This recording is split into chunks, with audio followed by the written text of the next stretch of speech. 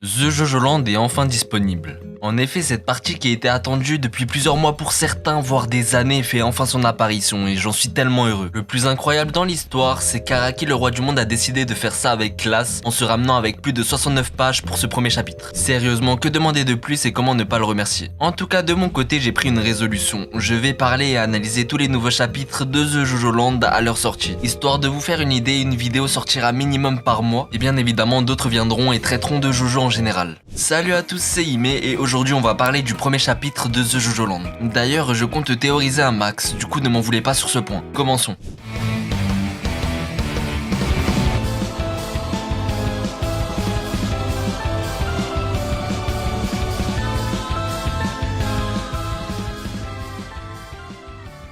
Araki nous annonce la couleur, le nouveau Jojo s'appelle Jojo Joestar. Du côté de son objectif, il souhaite devenir très riche. L'intrigue est simple et vraiment différente des précédentes parties, je trouve ça trop cool. Concernant le lieu de commencement de la partie, elle commence à Hawaï. Nous voyons directement notre protagoniste accompagné de celle qu'on croyait être sa sœur. Il se nomme Dragona Joestar, et pour rappel on s'en rend compte de ça lorsque Dragona se fait fouiller par un policier un peu trop à l'aise. Le cas de ce personnage est évoqué plus tard dans le chapitre, mais pour faire simple il a appelé grand frère par Jojo, soit Nissan en japonais. Nous voyons également Dragona utiliser le pronom Atashi, qui est pour rappel une façon très efféminée de dire je. C'est ce que les femmes utilisent d'habitude. Donc nous pourrions supposer que Dragona se considère comme une femme. Et malheureusement nous ne pouvons pas encore trancher pour le moment. En tout cas pour cette vidéo j'utiliserai le terme il. Après l'altercation, le policier se fait déplacer ses yeux par le stand de Dragona. Il l'empêchera donc de viser correctement et se faire presque tuer par Jojo ainsi que son stand. Dragona réarrange ensuite la plaque d'immatriculation de la voiture histoire d'éviter toute poursuite. Du côté des stands, je reviendrai sur ça dans une prochaine vidéo. On les voit ensuite faire du trafic de drogue en les cachant derrière des planches de surf. Puis nous avons enfin une explication sur l'arbre généalogique de nos personnages. Visiblement, Joseph avait une autre fille se nommant Barbara Ann. Et la chose la plus étrange, c'est que dans le dernier chapitre de Jojo Land, le narrateur nous avait dit qu'il avait qu'une seule fille. Ce sera sûrement expliqué plus tard.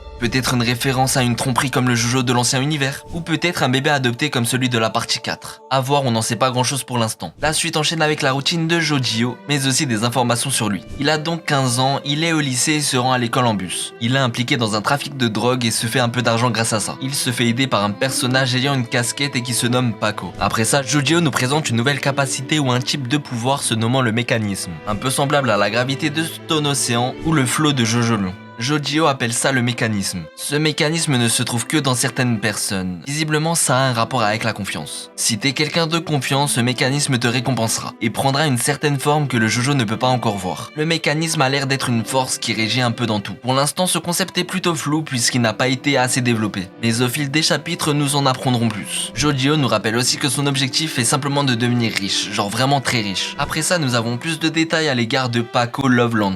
C'est un gars plutôt musclé de 19 ans au lycée. Je comprends pas ce qu'il fout encore au lycée, mais bon, c'est Jojo. 2 ans auparavant, il était plutôt gros et son père au lycée lui a mordu l'oreille au point de lui faire un gros trou dedans. C'est super bizarre comme histoire. En anecdote, dans la note du chapitre, nous apprenons également qu'Araki aime beaucoup dessiner. Ça étonne personne, mais c'est toujours cool de le rappeler. On rencontre aussi Meryl May. C'est la directrice de l'école et elle gère une boutique se nommant Aiko Aiko. D'ailleurs, si jamais Dragona travaille dans sa boutique. Mais en dehors de ça, Meryl May est également la boss de notre protagoniste. Une mission sera confiée à nos personnages. Elle est super simple. Il faut voler un très grand diamant pour se faire un maximum d'oseille. Ce diamant appartient à un homme japonais. Il a déclaré à la douane qu'il avait ce diamant. Cette personne restera à Hawaï pendant plus de 12 jours dans leur villa. Pour les aider, la boss Meryl leur donne un nouvel allié. C'est un personnage que nous avons vu précédemment. C'est le mec qui avait acheté de la drogue à Paco ainsi que Jojio. Mais apparemment, même 4 personnes ne seraient pas assez. Peu importe le nombre, ça n'aurait jamais été assez vu qu'ils vont s'affronter. Autant vous dire qu'il y a énormément d'intrigues et j'ai tellement hâte d'avoir le prochain chapitre. À la fin du chapitre, nous voyons une page avec les 3 stands qu'on nous avait montrés. Bien évidemment, la vidéo explication sur ces stands arriveront très prochainement. Restez à l'affût, mettez la cloche. Maintenant, place aux théories que j'ai vis-à-vis de cette introduction.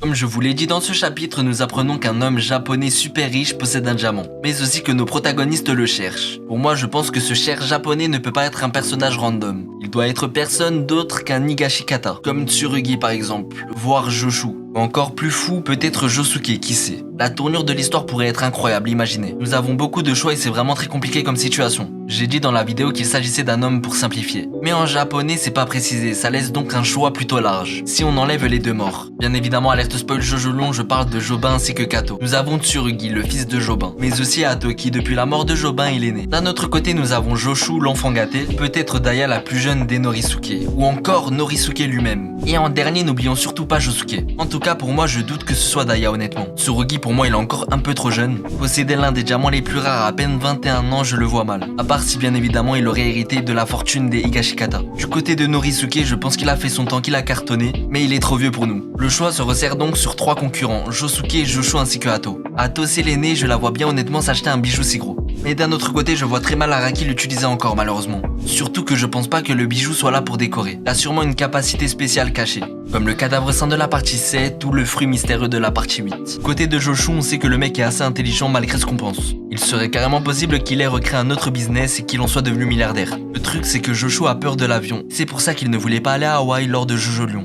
Mais en disant il aurait peut-être changé, qui sait. Maintenant place au dernier candidat, je parle bien évidemment de Josuke. Son stand est plutôt fort et je le vois clairement garder ce diamant. Surtout s'il a des propriétés uniques. Mais le voir se trimballer Yasuo avec lui ça risque d'être plutôt compliqué. En tout cas je pense que ce personnage va révéler à Jojio ainsi que Dragona qui est son ancêtre ainsi que ses véritables intentions. Je pense qu'il aura un délire d'une autre mafia cherchant également le diamant. Mais aussi que ce soit eux qui s'empareront du diamant en premier. Peut-être une alliance entre nos anciens ainsi que nos nouveaux protagonistes, qui sait. Ou dans le pire des cas il sera peut-être notre potentiel antagoniste. Un conflit dans la même lignée ça pourrait carrément être incroyable pour moi. Maintenant suite à la deuxième théorie, l'identité de Paco. Pour moi je pense vraiment que c'est peu probable, mais théoriser ne fait littéralement aucun mal, du coup faisons-le. Paco est un lycéen de 19 ans, ayant fait une pause d'1 an sur l'école et qui était super gros au départ il y a 2 ans. Maintenant de ce qu'on voit il est totalement musclé. Alors oui dans un premier cas il est possible qu'il se soit juste mis à la musculation mais je pense pas que ce soit juste ça. Je pense que Paco s'est fait remplacer par un homme rocher, les antagonistes principaux de Jojo Lion. Voilà donc ma théorie, un beau jour un homme rocher devait prendre l'identité de quelqu'un. Il a donc choisi un personnage que personne ne calculait, que ce soit dans la société ou au niveau de sa famille par exemple, pour totalement prendre sa position ainsi que le remplacer. Et bien évidemment il est pas débile, il a changé également son visage en utilisant son stand. Pour rappel, ce stand lui permet de cacher des choses dans sa peau. Il pourrait très bien changer également la forme de son visage ou de son corps carrément, qui sait. Ça paraît un peu fou mais je pense que le mec qui a rejoint l'équipe à la fin, celui qui mange un hot dog et qui connaît bien Paco, se connaissent bien plus que ça. Après le problème de cette théorie c'est que l'oreille de Paco fausse la route. Normalement les hommes rochers ont des sortes de rochers sur eux lorsqu'ils sont blessés mais là il y a rien. Et c'est également possible que ce soit son stand qui ait caché ça. Nous voyons également des flèches similaires à celles de Cool Shock BT, l'un des premiers mangas d'Araki à la fois sur le stand de Jojio ainsi que Paco. J'ai vraiment fait en sorte de faire une analyse complète de l'œuvre, du moins du début de la partie. Notre vidéo arrivera très prochainement qui développera énormément sur Jojio ainsi que les stands présentés. Je voulais vraiment faire en sorte de séparer les choses de la meilleure des manières et j'ai pas pu trouver mieux. Je pense avoir fait le tour sur le chapitre 1. Si vous avez des théories, n'hésitez surtout pas à les mettre en commentaire et surtout n'oubliez pas de like ainsi que vous abonner, ça me ferait énormément plaisir. C'était Ime, à la prochaine.